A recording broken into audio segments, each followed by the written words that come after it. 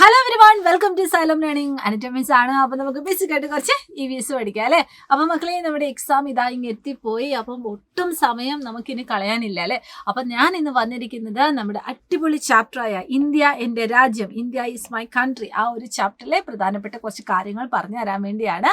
അത് മാത്രം പോരാ, നമ്മൾ ഇനി അങ്ങോട്ടേക്കുള്ള എല്ലാ ലൈവ് ക്ലാസ്സുകളും എല്ലാ കോണ്ടന്റ് വീഡിയോസുകളും നിങ്ങൾ ഉറപ്പായിട്ട് കാണണം. കാരണം ഇനി അങ്ങോട്ടേക്ക് നമ്മളെല്ലാം ഈ ഒരു എക്സാം സ്പെഷ്യൽ ലൈവുകളും എക്സാം സ്പെഷ്യൽ കോണ്ടന്റ് വീഡിയോസുകളൊക്കെയാണ് നിങ്ങൾക്ക് വേണ്ടി ഇവിടെ റെഡി ആയിട്ടിരിക്കുന്നത്. അപ്പൊ എനിവേ, നമുക്കറിയാം നമ്മുടെ ഇന്ത്യനെ പറ്റി പഠിക്കുന്ന ഒരു മനോഹരമായ ചാപ്റ്ററാണ് ഇന്ത്യ ഈസ് മൈ കൺട്രി എന്ന് പറയുന്നത്.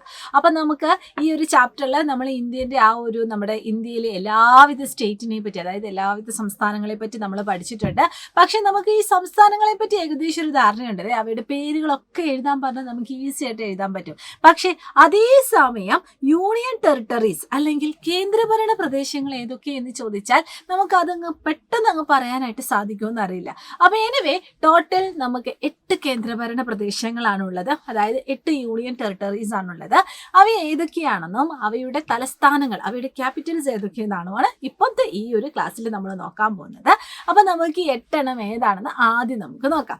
അപ്പൊ നിങ്ങൾക്ക് ഇവിടെ 8 കേന്ദ്രഭരണ പ്രദേശങ്ങളെ കാണാനായിട്ട് സാധിക്കും. ഇവിടെ നിങ്ങൾക്ക് 4 എണ്ണേ കാണാനായിട്ട് സാധിക്കുള്ളൂ. ബാക്കി 4 എണ്ണം എന്ത് ചെയ്യുന്നത് നിങ്ങൾ പേടിക്കേണ്ട ആവശ്യമില്ല. ബാക്കി 4 എണ്ണം ദാ ഇവിടെയുണ്ട്. അപ്പൊ നിങ്ങൾ എന്ത് ചെയ്യണം, ഈ ഓരോ കേന്ദ്രഭരണ പ്രദേശങ്ങളെ പറ്റി ഒന്ന് അവയുടെ പേരുകളൊന്ന് അറിഞ്ഞു വെക്കുക. അതിന്റെ കൂടെ തന്നെ അവയുടെ തലസ്ഥാനങ്ങൾ ഏതാണെന്നും ഒന്ന് അറിഞ്ഞു വെക്കാം.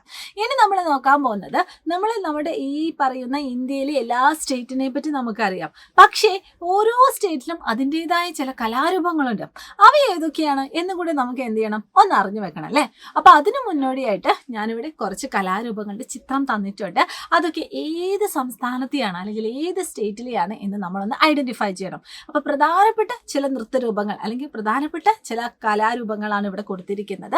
എല്ലാം ഒന്നും പഠിച്ചില്ലെങ്കിലും നിങ്ങൾ എന്ത് ചെയ്യുക, ഇതൊക്കെയൊന്നും പഠിക്കുക. ഇവിടെ ആരൊക്കെയാണ് കാണാൻ സാധിക്കുന്നത്? ഭരതനാട്യം ഉണ്ടല്ലേ. ഭരതനാട്യം ഏത് സംസ്ഥാനത്തെയാണ്? തമിഴ്നാടാണ്. അതുപോലെ കുച്ചിപ്പുടി എന്ന് പറയുന്നത് ആന്ധ്രാപ്രദേശാണ്. കഥകളി എന്ന് പറയുന്നത് നമ്മുടെ സ്വന്തം കേരളത്തെയാണ്. അതായത് കേരളത്തിന്റെ കലാരൂപം എന്നറിയപ്പെടുന്നത് ഏതാണ്? നമ്മുടെ കഥകളിയാണ്. അല്ലെങ്കിൽ കലകളുടെ രാജാവ് എന്നറിയപ്പെടുന്നതും ഏതാണ്? നമ്മുടെ കഥകളി തന്നെയാണ്. ഇനി നമ്മുടെ നോർത്തേൺ ഇന്ത്യയിലെ കലാരൂപം എന്ന് പറയുന്നത് കഥക്കാണ്. അതുപോലെ ഒറീസയിലുള്ളതാണ് ഒഡീസി. പിന്നെ മണിപ്പൂരുള്ളതാണ് മണിപ്പൂരി. ചില കലാരൂപങ്ങളൊക്കെ നമ്മൾ അതാത് സംസ്ഥാനങ്ങളുടെ പേര് കേൾക്കുമ്പോൾ തന്നെ നമുക്ക് വരും. എങ്കിലും നിങ്ങൾ എന്ത് ചെയ്യുക, ഇതൊക്കെ ഒന്ന് ഓർത്തു വെക്കാം.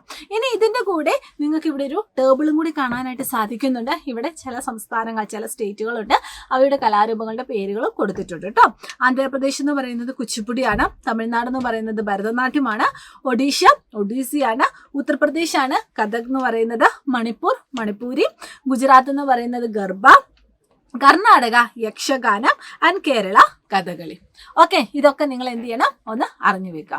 അപ്പൊ ഈ ഒരു ഇന്ത്യ ഈസ് മൈ കൺട്രി എന്ന് പറയുന്ന ചാപ്റ്ററിലെ ഒരു ചെറിയ സെക്ഷൻ നമ്മൾ ഓൾറെഡി ഒരു ചെറിയൊരു വീഡിയോ ആക്കിയിട്ട് നമ്മുടെ ചാനലിൽ അപ്ലോഡ് ചെയ്തിട്ടുണ്ട്.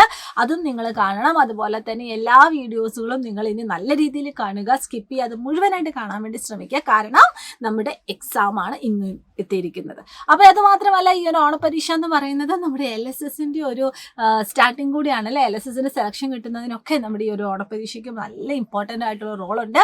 അപ്പൊ നമുക്ക് എല്ലാവർക്കും ഓണപ്പരീക്ഷ അടിപൊളിയായിട്ട് എഴുതണം. അപ്പൊ അതിന് നിങ്ങളെ സഹായിക്കാനായിട്ടാണ് നമ്മുടെ 4ാം ക്ലാസ്സിലെ മക്കൾക്ക് വേണ്ടി സൈലത്തിന്റെ പ്രാണ ബാച്ച് ഉള്ളത്. ഇനി നിങ്ങളുടെ ചേട്ടനും ചേച്ചിമാരും ഒക്കെ ഉണ്ടെങ്കിൽ 5, 6, 7 എന്നീ ക്ലാസ്സുകളൊക്കെ ഉണ്ടെങ്കിൽ ഇവിടെ കാണുന്നത് പോലെ അതാത് ഓൺലൈൻ ബാച്ചിൽ നിങ്ങൾക്ക് ജോയിൻ ചെയ്യാം. ഇനി ഇതിന്റെ കൂടെ തന്നെ ഒരു കാര്യം കൂടി ഞാൻ പറയാനായിട്ട് ആഗ്രഹിക്കുകയാണ്. നമ്മുടെ ഈ ഒരു പ്രാണ ബാച്ചിന്റെ 2.0 വേർഷൻ നമ്മൾ ഇതാ ലോഞ്ച് ചെയ്യാനായിട്ട് പോവുകയാണ്. അതായത് ഓണപ്പരീക്ഷ കഴിഞ്ഞാൽ പിന്നെ നമുക്കിനി ക്രിസ്മസ് ഉണ്ട്, ആനുവൽ എക്സാം ഉണ്ട്. അപ്പൊ ഇതുവരെ ജോയിൻ ചെയ്യാത്ത മക്കൾക്ക് വേണ്ടി ഓണപരീക്ഷയ്ക്ക് ശേഷം അതിൻ്റെ അതേ ടോപ്പിക്കിൻ്റെ കൂടെ തന്നെ ക്രിസ്മസും ആനുവൽ എക്സാമും എല്ലാം ഈസി ആയിട്ട് തറവാക്കുന്നതിന് വേണ്ടി നിങ്ങൾക്കായിട്ടൊരു സ്പെഷ്യൽ ബാച്ച് വരാൻ പോവുകയാണ്. അതാണ് നമ്മുടെ പ്രാണ 2.0. അത് ഇത്രയും പെട്ടെന്ന് തന്നെ നമ്മളിതാ സ്റ്റാർട്ട് ചെയ്യാൻ പോവുകയാണ്. അപ്പോൾ അതിൻ്റെ ഒരു ഗുഡ് ന്യൂസും കൂടി ഈ ഒരു സമയം ഞാനിതാ നിങ്ങളുമായിട്ട് ഷെയർ ചെയ്യുന്നു. അപ്പോൾ എല്ലാവരും അടിപൊളിയായിട്ട് പഠിക്കുക. എല്ലാ മക്കൾക്കും all the very best and thank you so much.